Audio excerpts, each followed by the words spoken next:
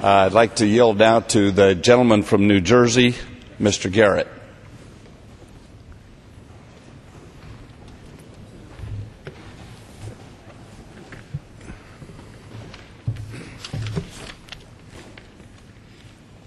And I thank the gentleman, I thank the ranking member for all your work in the area of education, and let me just be brief. I think the chart at left here points out the dilemma as the previous speakers have been making. This chart shows the involvement of the federal government with regards to dollars, and it also really reflects as well the issue with regard to their involvement with regulation and the like. And from 1966 up to 2000, as the federal government became more involved, dollars spent increased and what have you as the years gone on. What is the result of that? Well, basically a flat or no increase in education. So let me just make two quick points, one on the issue of accountability and the other on new approaches. On the area of accountability, the question we really have to ask is, accountable to whom? The lady from Illinois has really made my case for me when she said that she was concerned about her kids and therefore she decided to run for the local school board. I would suggest that the best place to get accountability is just as she has done, locally, from the local school board, the local teachers, the principals, and the like.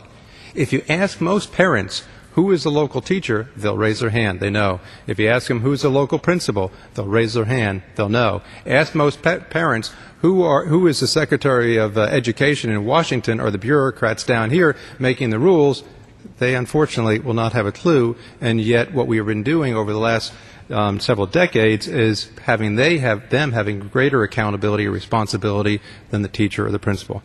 The second point is the approaches. And I agree with the ranking member on this, is that it's great that we have so many new approaches that are being tried in schools across the country.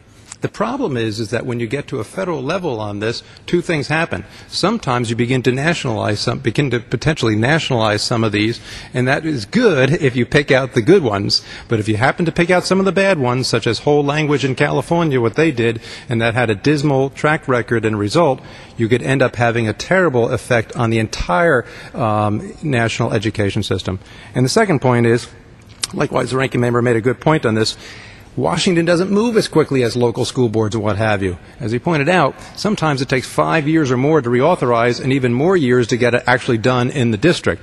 We can move a little more quickly at the end of the day. So I'll conclude on this. Accountability to whom? It should be accountable to the local teachers and the principals, not to somebody down in Washington. New approaches, it's better to be done locally. And as we move forward and move to reauthorize No Child Left Behind, I just throw out a modest, simple proposal.